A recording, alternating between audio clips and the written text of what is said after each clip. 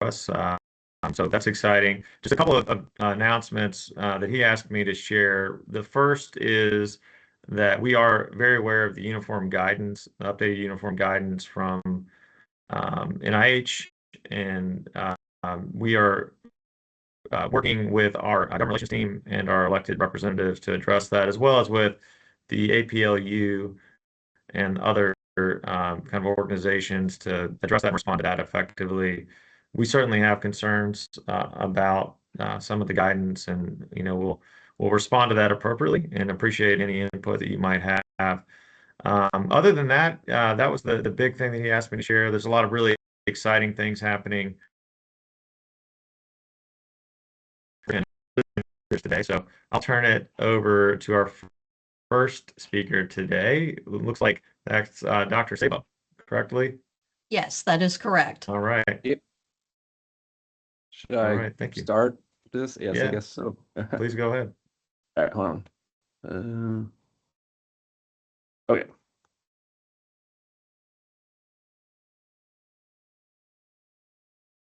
So I'm going to be talking about the platform here at the Brown Cancer Center. So there's a lot to talk about in 15 minutes, so I'm going to get right into it. This is the basic outline of the drug discovery platform. So we're going to break this down into different pieces. First piece will be molecular modeling. So this is basically where we're going to do in silico screening of a target candidate with small molecules, and then downstream we'll optimize those lead molecules for hopefully better specificity and efficacy. So the molecular modeling facility was started by John Trent in 1999. He has since retired, and Rob Munson is now the director of this facility. There's 5 dedicated Linux servers in this facility, several state-of-the-art NVIDIA GPUs.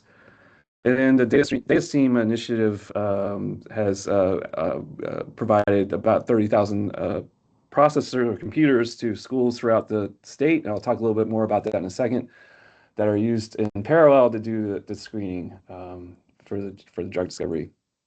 The facility also supports things that are not involved in drug discovery as well.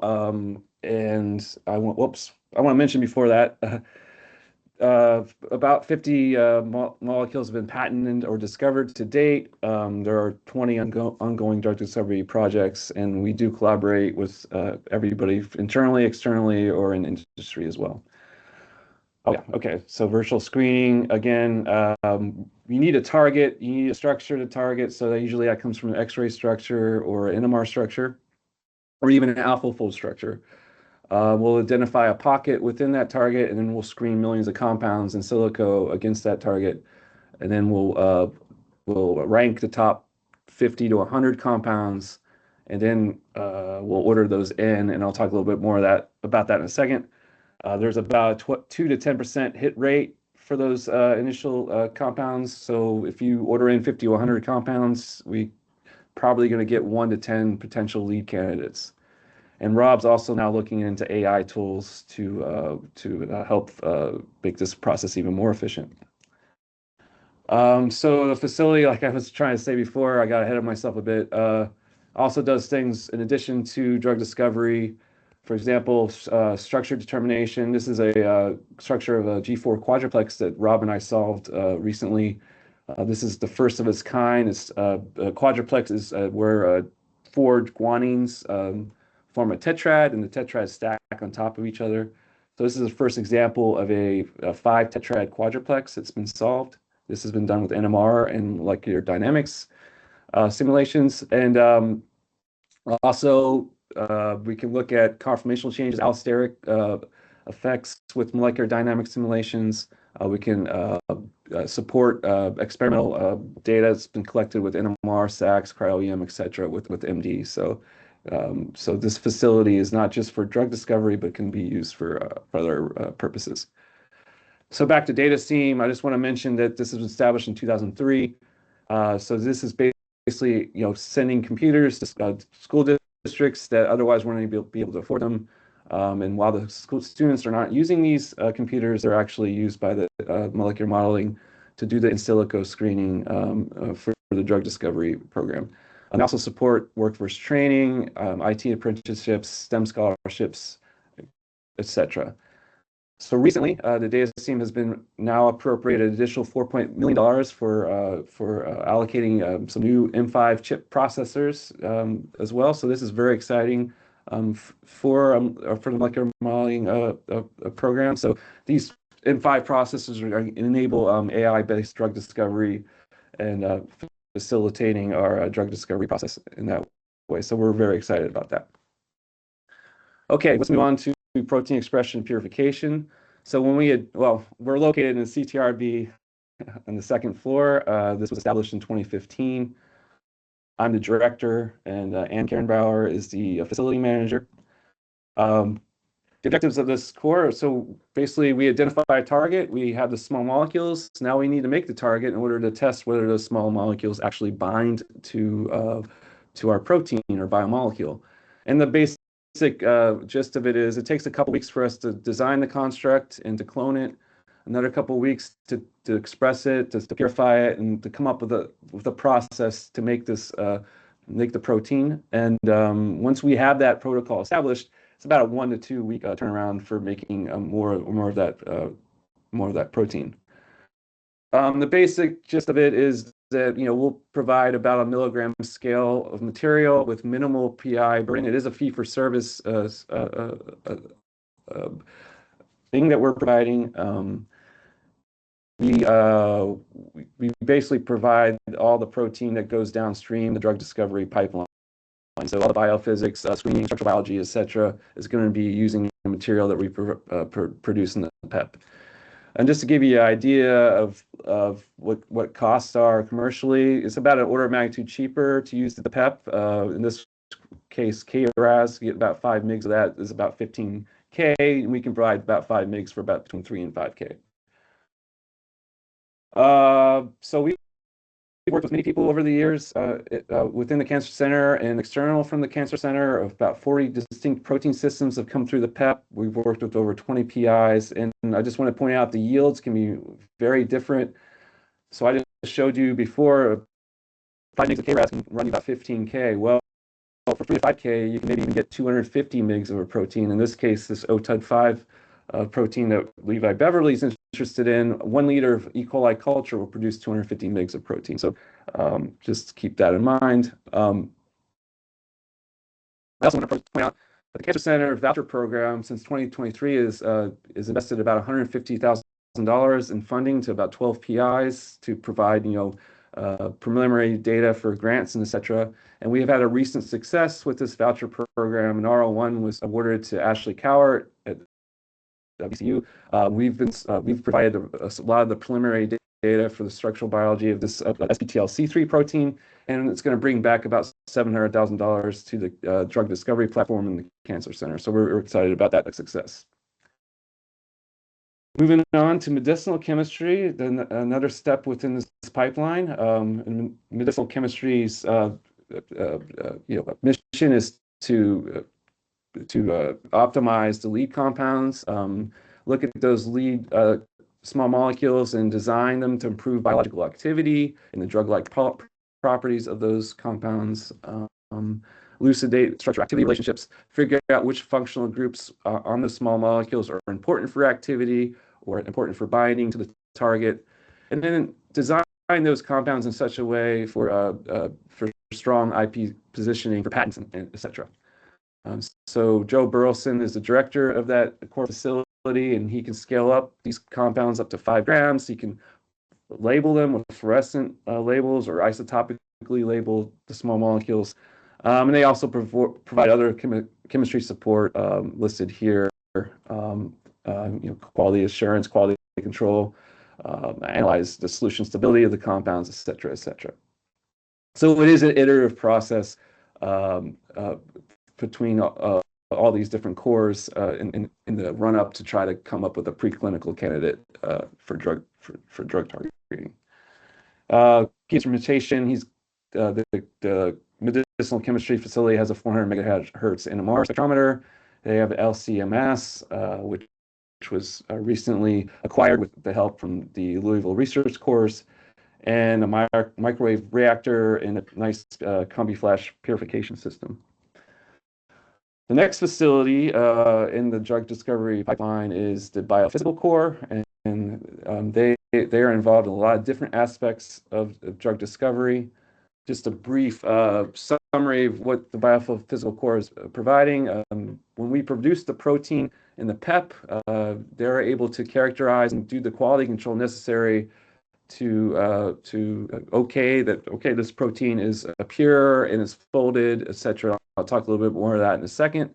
We also can characterize the target drug interactions. So those lead compounds that we identify from in silico, we produce the protein in the PEP, and the biophysical core looks at the small molecules and makes sure or checks if some of them actually interact with the target. And then they provide a lot of different orthogonal characterization techniques, and I'll talk more about those in a second. So running down, so we produce the protein in the PEP, and we can use the biophysical core. We use differential scaling from fluorimetry to check the stability of the protein. It's a high throughput format technique. And basically what that does is you heat the protein up, and as it melts, it's going to expose hydrophobic regions. And those hydrophobic regions want to interact with this dye. When the dye interacts with the protein, you get a signal, fluorescent signal, and that gives you an idea of the melting temperature of the protein. If you want a more detailed characterization, they also have differential scanning calorimetry, which gives you the enthalpy of unfolding. It's lower throughput, but you get more quantitative, more thermodynamic, more solid information about that melting process. In order to get an idea of secondary structure, circular dichroism is a technique that they have access to at the biophysical core. This gives you information about alpha helical content, beta strand content, etc. Make sure your protein's actually folded. And then they also have analytical ultracentrifugation, and this will tell us whether or not the protein's monomeric, dimeric, tetramer, etc. It gives you an idea of molecular weight and the consistency of the batch preparations that we're making in the PEP. As far as target drug interactions are concerned, some of these techniques are used again. So with DSF, we get a yes/no indication of binding. So if the ligand interacts, there's a possibility that we either stabilize or destabilize the protein, and we can measure that with DSF. And then we can go to a more slightly more rigorous method, microscale thermophoresis, where we can actually get an affinity for that interaction. And this is kind of moderate throughput. You can do about 8 to 12 titrations in a day. And once again, more rigorous techniques, these calorimetric techniques. We got DSC, which we can once again get an idea of is impacting the thermal stability of the protein in a more rigorous way. And then isothermal calorimetry is more or less the gold standard next to NMR for characterizing ligand target interactions. It gives you the thermodynamic signature of that interaction. So yeah, those are kind of things that the biophysical folks do over in that core facility. So the final piece of the drug discovery platform is NMR, and we're located in the Brown Cancer Center. This was established in 2002. I've been the director for about 5 years now, and we just hired Purush Pula's doing a wonderful job as our facility manager. Basically, with NMR, we can provide you with structural information. We can determine structures. We can characterize ligand interactions with the target. We can characterize dynamics, enzyme kinetics. We can also do metabolomics over there. And if you're interested in being trained, we can also train folks to do their own experiments and analyze their own data as well. We have 2 field strengths over at the Cancer Center that are operational at the moment. We have 600 megahertz and 400 megahertz. They're both equipped with state-of-the-art electronics from Brooker. And I want to mention that the Louisville Research Corps and the VCC each invested about $200,000 to upgrade them, and this has been on. The 400 was established in 2012, and it has been sitting idle for about 14 years now, and so we finally have that operational. And I also want to mention we have a 24 position auto sampler too, allowing for us to do high throughput measurements as well. The kind of stuff you can do with NMR, we can characterize the structure or pose of ligands when they're interacting with their target. We can, assign the absolute configuration of these small molecules. We can do fluorine spectroscopy. Fluorine is a very sensitive fluorine. We can characterize binding through that reporter, as well as if your protein's labeled, we can do cool things with NMR. Structure motion, this is an HSQC. Each of these peaks represent a correlation between a backbone amide nitrogen and a backbone amide proton. So this is basically like a fingerprint of a protein. So we can do 3D type measurements. If we focus in on this tyrosine 53, all these peaks here are a distance basically between a hydrogen between the hydrogen Y53 and another hydrogen that's close in space within 5 angstroms. We can take all those distances for all these different residues and atoms, and we can use those as constraints, and we can fold the protein and come up with a structure. And we solved this structure of guanylate kinase here about 6 years ago, maybe 8. Wow, 8 years ago. Wow, it's been so long. The other thing we do with NMR is characterize ligand protein or protein-protein interactions. The natural ligand of GMPK is GNP, and we can titrate that in, and then we can come up with an affinity based on that titration. So if the chemical environment of those atoms change, you're going to have a peak shift. So when GNP binds to GMPK, all these residues are changing. This signifies not only that GMP is binding, but there's a large conformational change associated with that binding. And we can map those interactions on the surface of the protein to get an idea of where it interacts. And finally, I just want to mention about NMR is people think there's a size limit for NMR, but that's not true. There are ways to look at even mega Dalton systems. So if you have something that's large and you didn't think it was tractable for NMR, that's not true. Please contact me. We can talk about if it's suitable for analysis with NMR. So that's basically the drug discovery platform. I want to mention 2 more things before I hand it over to the next speaker. We just recently put in an S10 grant for a Prometheus Panta system from Nanotemper, and we're very excited about this because this could really be a game changer for the DDP. This will turn quality control into a really high throughput game now. So what this does, it simultaneously measures thermal stability, aggregation, particle size, and sample quality all at once. So 48 different samples in about 2 to 4 hours, you get all this wealth of information, which is something we would do with our current, what we have currently in the biophysical facility would take us about weeks, if not months, to do 48 different systems. So this would be a real game changer. Also, I want to point out that all these small molecules we make, we have no idea if they actually aggregate in solution sometimes. They do tend to form colloids, and this will enable us to screen all these small molecules and prevent us from wasting time downstream if these things are actually interacting with themselves, which is not a good thing. This has happened to us several times over the years. So hopefully this will get funded. And the last thing I want to mention is the LRC voucher program. In addition to BCC, the LRC also awards vouchers, and they've awarded it up to about almost 50 grand to several investigators for the last few years. And just before I move on, 2 people are going to be talking today. One, Nobuyuki Matoba, is going to talk about average projects that have been supported by the LRC voucher program.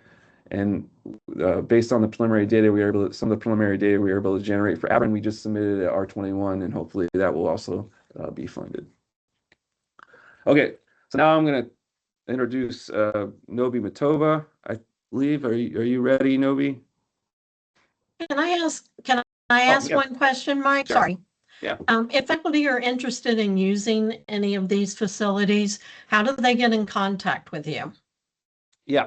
So you can contact me at mike.sabo@louisville.edu. That would probably be the easiest way. Okay. I didn't know if maybe you all had a online form or anything. Yeah, we anything. also have website too. There's a drug discovery website online as well through the Cancer Center. And each of our individual core facilities have a website with our contact information as well. Okay, great. Thank you. I'll go on and introduce Dr. Jeffrey Clark. Sorry. Oh, he's next. He's next. Yeah. Oh, I'm introducing him? No. Okay. Dr. Clark, are you ready to join us with your PowerPoint? I believe so. All right. If you have trouble sharing, I can pull up your slides. Yeah, I did send you I recently sent you a new version. Okay, and I have one that Cecilia gave me yesterday. Would that be No, this the is a new one. All right, I'm clicking on share and nothing seems to be happening at this point. Second.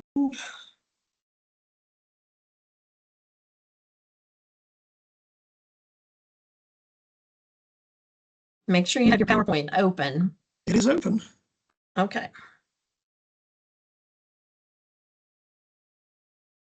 Let's see. Just a moment.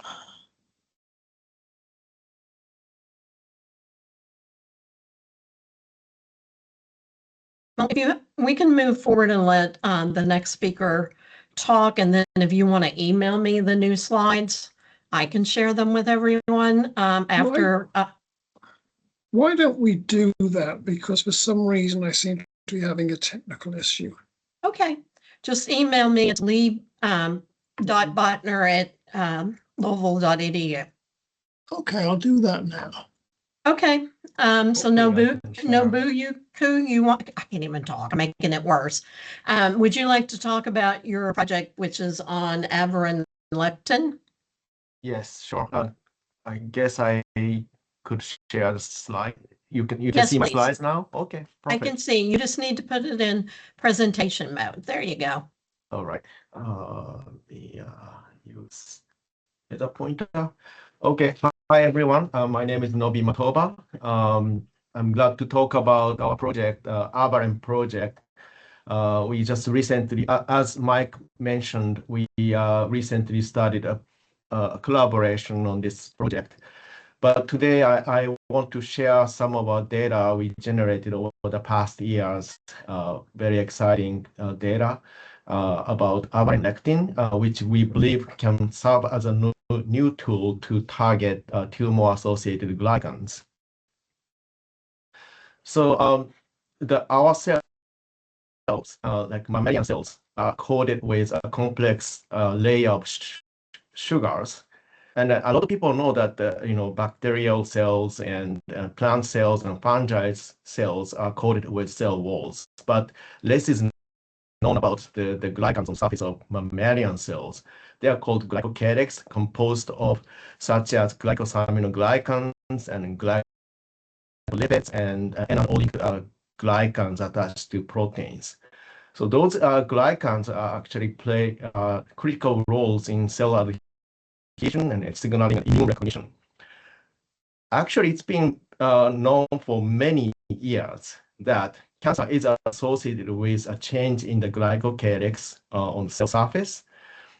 And back in 1960s, already that kind of phenotypic change was observed. Now, there is now growing evidence for aberrant accumulation of high-mannose type N glycans on tumor cells. These high-mannose type glycans are typically confined within the endoplasmic reticulum of mammalian cells, because these are the immature N glycans serving as a sorry, I lost my word. The template, if you will, for a complex type glycans, as you can see here in this image on the right. So these are the complex type of glycans typically found on normal cells. However, upon malignant transformation, due to ER stress and the glycosidation enzyme expression changes and other metabolic changes, these otherwise immature high-mannose type glycans appear on the surface of the cancer cell.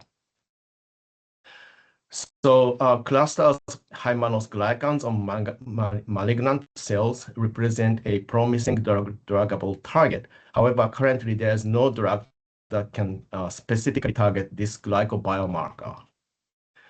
So, we hypothesized that one of the ways to target such glycan change in cancer or other disease may be the use of lectins.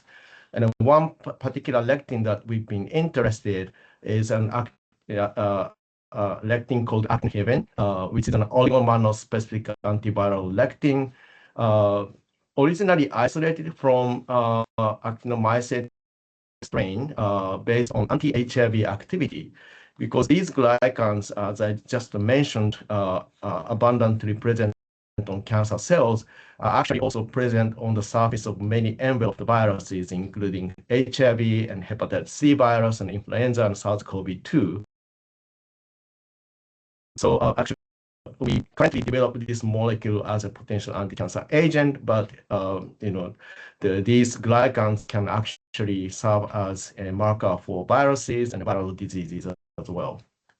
So anyway, this actin-heaven, it's a small protein, about 12.5 kilodalton, and it binds specifically to alpha-1,2 linked mannose moiety, as highlighted in red box shown here, of the high-mannose glycans.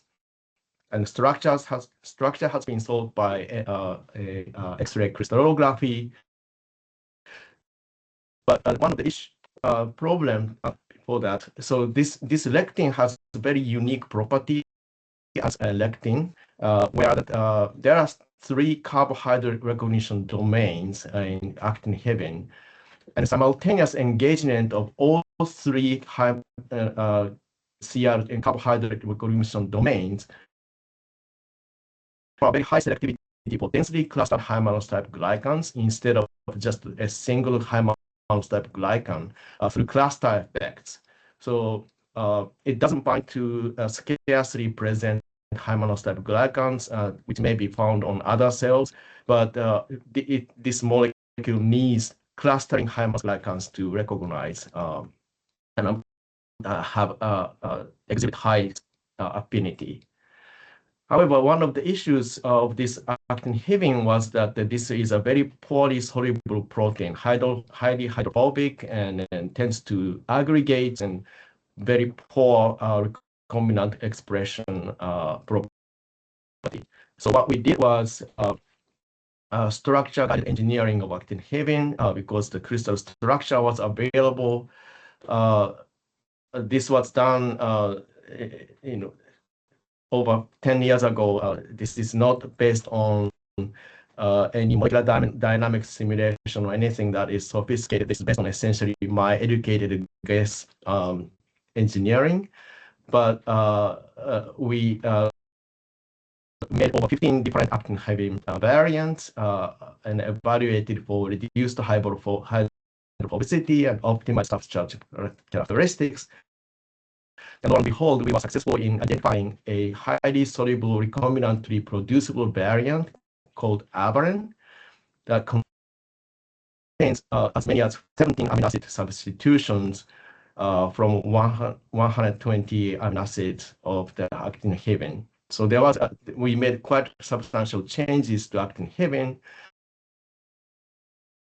Not only aberrant lectin, we also engineered to make it as a FC fusion, which we call lectibody, fusing aberrant to the FC region of the human IgG1 molecule. This lectibody molecule we produce in tobacco plants and yielding a very high level of expression, and sometimes reaching 30 to 40% of the total soluble protein in the tobacco leaf by using a transient expression system. By the way, this tobacco plants we use in our lab is glyco-engineered so that the FC region produced in this tobacco platform exhibits very high affinity to activating FC gamma receptors on the surface of natural killer cells and myeloid cells. So we make sure that all the modifications we made to create lectibody did not change sugar binding specificity by using glycan array analysis, using over 600 different mammalian type glycans. So you can see here, basically, the actin-heaven and aberrant partially identical sugar binding specificity, recognizing the alpha-1,2 linked mannose moieties. And in collaboration with Haishun Guo in radiology populated medicine that this antibody preferentially recognizes tumors. On the left is a PET CT analysis of mouse bearing B16 melanoma flank tumors. We generated kappa 64 labeled aberrant FC. You can clearly see the flank tumor is clearly visualized with ABFC probe. On the right, immunohistochemistry analysis of human stage 1 high-grade serous ovarian carcinoma tissues from 3 different patients. You can see malignant regions are clearly detected by aberrant FC in the brown stain here, but adjacent normal tissues were not recognized by aberrant FC. Again, demonstrating the preferential recognition of aberrant FC for tumors over healthy tissues. And as I mentioned, that ABFC has an FC region with very high affinity to FC gamma receptors. For example, FC gamma 3A found on the surface of natural killer cells. This is an in vitro experiment showing that ABFC induces similar or even better the cell killing activity when using human PBMC and target cells being, in this case, A549 non-small cell lung cancer cell line, comparing to cetuximab or anti-EGF receptor, currently FDA approved for head and neck cancer and metastatic colorectal cancer. You can see higher efficacy with ABFC in terms of the cell killing, and Herceptin plus trastuzumab, which binds to HER2 in breast cancer treatment, shows very similar cell killing activity. And then in vivo challenge models, here we use A549 and H460 human lung cancer xenograft models. After implanting tumors, we treated the mice with ABFC or cetuximab for 6 doses total, and then look at the tumor growth. As you can see, cetuximab and ABFC show very similar activity in inhibiting tumor growth. Strikingly, for H460 cell, which is resistant to cetuximab, we didn't show any protective efficacy in this model, to which the ABFC completely inhibited the growth of the tumors. Therefore, ABFC inhibits the growth of both cetuximab sensitive and resistant cell lines from human lung cancer.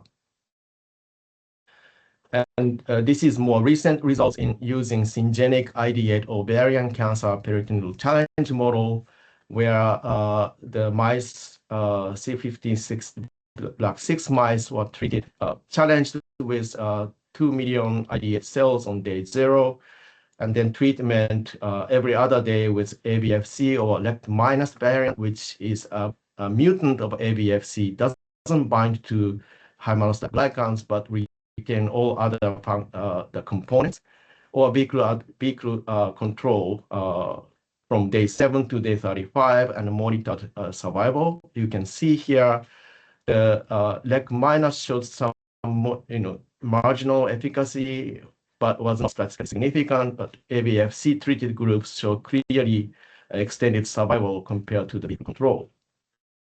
And when we analyzed the immune cell profiles in ascites, we found that the LEC- and ABFC treated groups showed lower level of myeloid-derived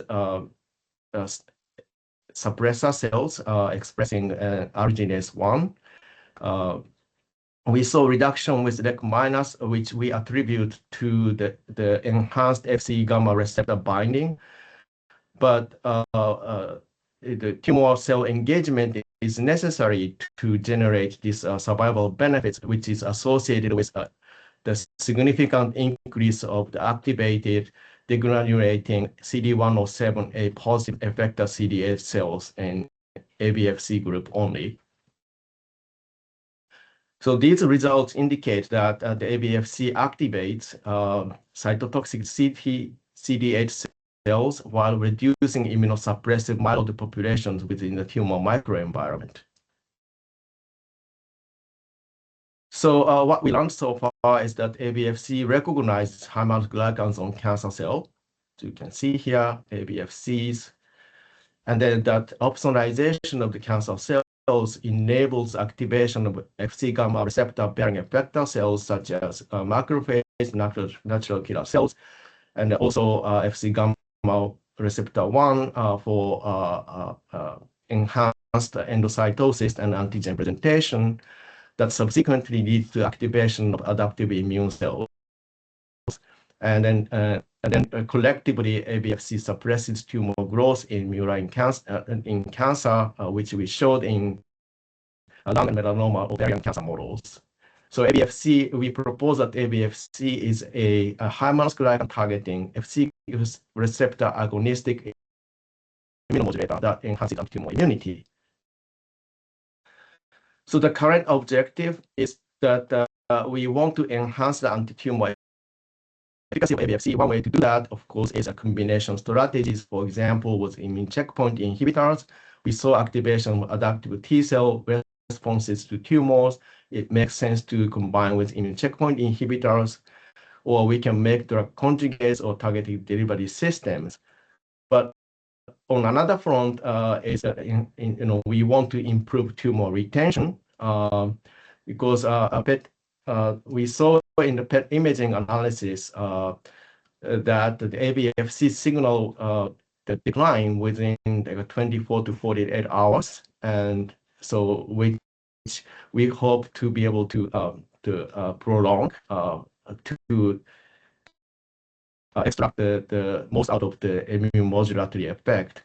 And also in this surface plasmon resonance analysis, you can see that ABFC has a very rapid association to high-type glycans, but we still have measurable dissociation, which in the case of many monoclonal antibodies, we see very even slower dissociation rate. So there seems to be optimization, room for optimization here. So we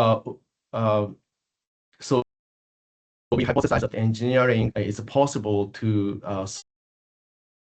association, improve tumor retention and then anti-tumor activity. And so that's the basis of our new collaboration. Mike mentioned already that the collaboration with Mike Sabo, Nicola Garbett, and Rob Monsen, we recently put a proposal together and submitted to NIH. And the goal is to elucidate the structural basis of high-mannose glycan recognition by aberrant to guide the engineering of variants with enhanced binding. These are the two specific aims. We have preliminary data that the aberrant monomer, not the Fc fusion, and the monomeric protein can be efficiently expressed in E. coli and purified to great homogeneity, retaining tumor cell, cancer cell binding, and obtain a preliminary NMR structure on apostate, non-ligand binding state of aberrant. So we hope to identify critical residues for high-mannose recognition using molecular dynamics and biophysical methods to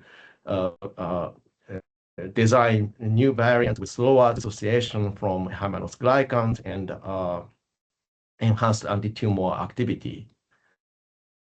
With that, I just want to acknowledge, thank my lab members and collaborators here at UofL and technical support and then funding. With that, I'm happy to take any questions if there is any time still left. Thank you so much. I'm very interested in learning more about this and the ways that researchers are doing such a great job to help people with cancer. Does anyone have a quick question? We do have a minute or two. Okay, if not, we're going to move back to Geoff Clark's presentation, and I am going to try and share my slides with the version he just sent me. So hang on.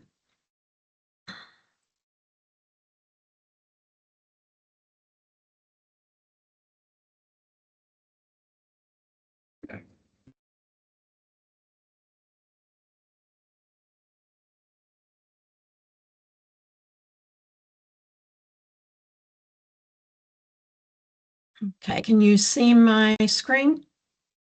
I can see your screen, but I see you. Oh, what is that all about? All right, hang on.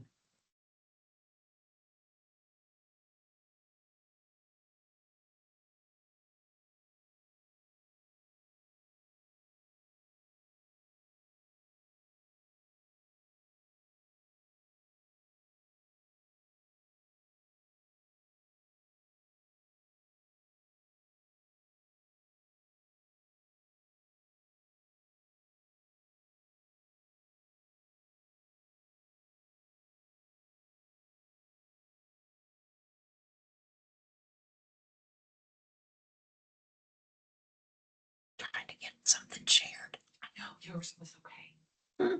Yours, I could see it okay. When Oh, you were it's sharing. him? Yes. Okay.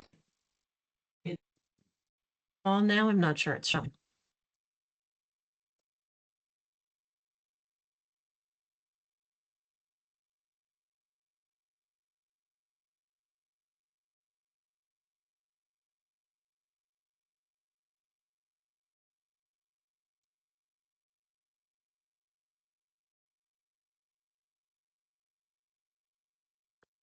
Are you able to see it, everyone?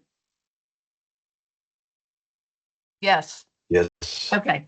All right, Dr. Clark, I hand it over to you. Okay. It's gone. Hang on. Not now. Are we up? It's in presenter mode. Oh, hang on. There you go. Excellent. All right, very good. So Mike did a nice job of describing the course. So I thought what I'd do is give an example of how it's possible to use those cores to take a concept all the way through to an ordered patent for a novel small molecule inhibitor. And this is a cancer indication. So you can argue that the most important protein involved in cancer is an oncoprotein called RAS, because it's mutated back maybe a quarter of all cancers and probably involved in a bunch of others as well. The problem, so it's been a target that's been really top of the list to drug for 30 years. The problem is it's turned out to be very difficult to do so until very recently, just because of the structure of the protein just doesn't lend itself to things. So the way that the field dealt with that at the time we started this project was to try and attack RAS, not directly, but indirectly, by going after its downstream components. So RAS is such a powerful oncogene because it plugs into several really critical signaling mitogenic pathways for cancer. The RAF-MAP kinase pathway, shown here, and the PI3 kinase, for example, over here, and also the RAL GDS pathway, shown here. So the initial thrust was to try and go after inhibitors of these pathways, because these are kinase pathways, and kinases are relatively easy to inhibit historically because they have pockets on them that to accept ATP, and you can target those pockets. And so industry tried very hard to do that. And this is just a slide that gives an example of some of the compounds that went through clinical trials, and some were approved for various components of the PI3 kinase pathway and the RAS-RAF-MAP kinase pathway. And you can see the industry really threw the kitchen sink at this to try and get a way of inhibiting these RAS-driven tumors. Unfortunately, overall results tended to be rather disappointing. Sometimes they're not that much better than standard of care, with the exception of few exceptional responders. And we felt the reason for that was that although there were inhibitors of the RAF pathway and the PI3 kinase pathway, there were no inhibitors of the other pathway, which was much less well studied. And this is the RAL-GEF pathway. So this is not a kinase. It actually works by, when RAS binds it, it activates two downstream proteins called RAL-A and RAL. And they're involved in several critical but rather subtle biological processes that are key for tumorigenesis, transcription activation, mitophagy, cancer stem cell survival, vesicular trafficking, autophagocytosis. And so they really play an important role in drug resistance, metastasis, and cancer stem cells. And we thought the cancer stem cell aspect might be particularly important, because if the other drugs aren't getting the cancer stem cells, then you're probably not going to have a long-term effect on any tumor. So there were no small molecule inhibitors of this pathway, and so we set out to try and develop one. So this, I won't go into this in too much detail, because Mike already talked about the in silico screening process that was originally set up Trent, but what was we took the known X-ray crystal structure of RAL-GDS bound to RAS and modeled small molecules that might bind to the RAL-GDS here to block the interaction with RAS so as to block the activation and shut down the pathway.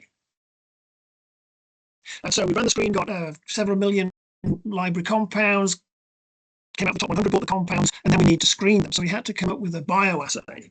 So the RAL-GDS pathway has been shown to be really important for 3D growth, but not so important for 2D growth. So that was our screen. We actually plated a variety of different tumor cell lines in 3D growth mediums, plus or minus a drug. And when you put a tumor cell line in agar or macrogel, they'll form these little tumor colonies. And in the presence of an effective inhibitor of RAL-GDS, you don't see those colonies. And that's what we saw here. And then our counter screen was doing the same assay in 2 dimensions and showing that we didn't see any effect. And then just over on the right-hand side, it's the same assay quantified on a bunch of different cell lines, or just to get the robustness. So once we've identified a potential hit out of the library, we want to improve it, both to make it better and also in order to gain a composition of matter capability for patent application. And that's where the medicinal chemistry core facility comes in, where we do iterative cycles of compound synthesize maybe 10 or a dozen compounds, test them, and base the information, the ones that work compared to the ones that didn't work, go back in and do it again. And I think we ran through over about 100 different compounds until we came up with one that was between 5 to 50 times better. That's this one here compared to the original compound.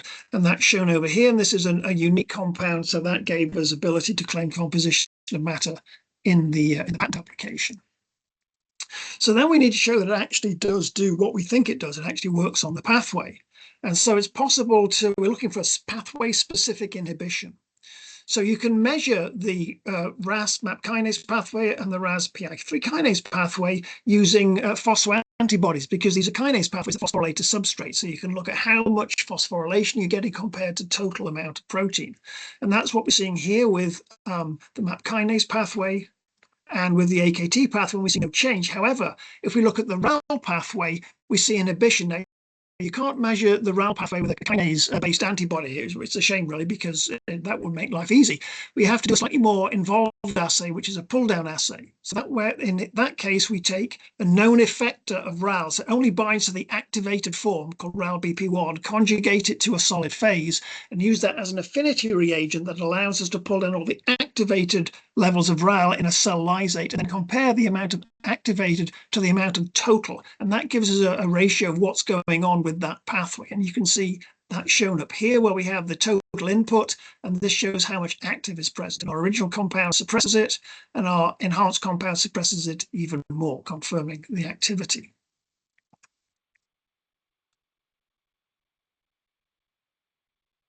We then need to confirm target interaction. And again, Mike went over some of these technologies.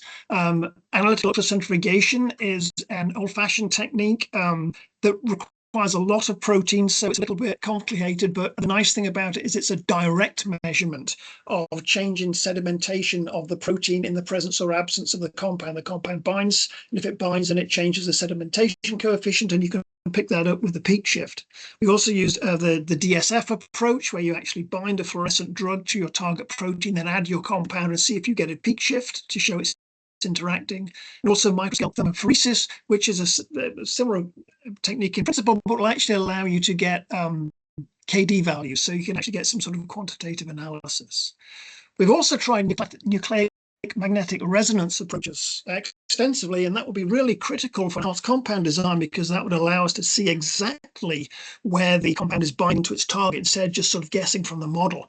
And we've actually failed to get that to work. And the problem seems to be this aggregation problem that Mike mentioned, whereby we just can't get enough compound when we raise it at high concentration in the particular buffers that we're using in order to get an effective NMR hit. And that's where the Prometheus instrument they're trying to get a hold of could be absolutely critical to sorting this out. It would mean we have to do screen conditions for 100 different compounds and work out which is most likely to work in NMR, as opposed to just groping around in the dark, because we can't really see whether these compounds are forming aggregates unless we use this machine. So I'm hoping that that grant is successful. And then the ultimate validation is in vivo anti-tumor activity. And I think it's important that you use autologous models for that. And this is just some of the examples that we've used. This is a cell line. Simplest in tumor assay you can do is you actually inject the human tumor cells into the flank of the mice and then measure how they grow. They get bigger over time. And if you add the drug to inject the drug into the animal, then they don't grow as big. So that's inhibition. Okay, but they're for a long time, so they have a tendency to evolve away from being a real human tumor. A much better, although technically more challenging approach is to use something called a PDX, which is a primary tumor fragment from a patient that's never been in culture. These retain the characteristics of the actual tumor in the patient, and that's what we've done up in the top right, where once again we've injected these tumor fragments into mice, randomized the groups, then add a drug or carry and see what happens. In cancer, primary tumors isn't usually what actually kills you. It's usually metastasis. And this RAL pathway has, in the literature, repeatedly been linked to being essential for metastasis. So we've also performed metastasis assays. This is where we inject cells into the flank of a mouse, and then we look to watch for them to metastasize to the lung. You can see metastatic colonies here showing up in the lung in the middle. And in the presence of the drug, those colonies are much, much smaller and much fewer. If we can quantify that and come up with a statistically significant reduction in tumor metastasis, and this is just numbers. When we actually look at the size, this probably under-exaggerates what actually happened. And then we've also looked in transgenic mice because the other aspects were all immuno-incompetent systems, and the immune system plays a huge role in tumorigenesis. So you really need to also see what happens in an immunocompetent model. And the transgenic lung cancer model driven by RAS, again, we see a statistically significant reduction in tumor formation when we add the compound. Originally I told you there are no drugs against RAS. That was the whole rationale behind the project. That's changed really just this last year. There's 2 years, there are one drug that's approved for some forms of mutant RAS and a new one that looks like it's about to be approved that should get all the mutant RAS. So theoretically that renders our compound irrelevant, but in fact it does not, because when we examine those compounds, we were surprised to find that although they're fantastic at wiping out the MAP kinase pathway, this is the approved drug, and this is the approved drug and the one about to be approved, both wipe out MAP kinase pathway. They don't seem to do anything to the RAL pathway, whereas our compound does. So this was a little bit of a surprise. We expected they'd hit RAL, but apparently they don't. It looks like the resting levels of RAL activity are running off something other than RAS, possibly other RAS related proteins or G-protein coupled receptors. So our inhibitor will in fact take out the RAL pathway and RAS won't. And so what's likely to happen with these RAS inhibitors, and we're already seeing it, they work spectacularly well, and then the tumor comes back and it's resistant. And so everyone's going to be interested in what do we give with these new RAS inhibitors in order to prevent the resistance. And our compound actually might be quite helpful for that, in large part because it appears to be hitting the cancer stem cell compartment, which is critical for tumor recurrence. So this is just an example where called an AldoFlow assay, where we're looking at markers for cancer stem cells, and these are in lung cancer cell lines. And you can see that compared to the vehicle, when we grow cells for a week in our compound and then run the assay, the cancer stem cells have disappeared. And this is with a RAS inhibitor where nothing happens. And we see it same thing in a different cell line here. And just to confirm, we are really hitting the cancer stem cells. If you take those same cells and then inject an equal number of live cells into mice and wait for tumors to form, because it's the cancer stem cells that really cause the tumors, the pre-treated animals, so these animals aren't given any drug after the injection. This is just what we've done to the cells, really don't form tumors anymore after the pre-treatment. And it's because we've wiped out the cancer stem cell population.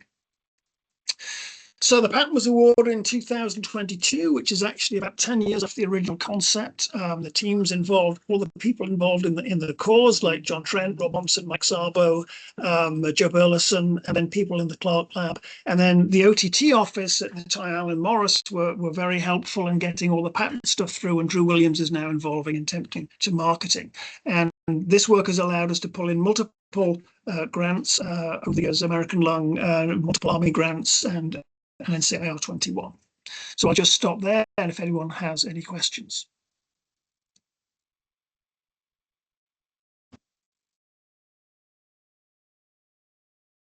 Does anyone have any questions? Well, I'd like to thank all of our presenters today. And if you have any questions for them that you think of after we complete this meeting today, feel free to reach out to them directly. We will be providing a link to the slides at a later time. We've been having difficulty with adding links to the chats, so we'll let you know. Actually, I think Ashley may have just been able to get it to load. So if you have any other questions regarding the research office or any of the presenters, just let us know. Otherwise, we will see you in July. I believe July's monthly meeting will be on the 23rd. Have a wonderful 4th of July weekend, and have a great day today. Thank you.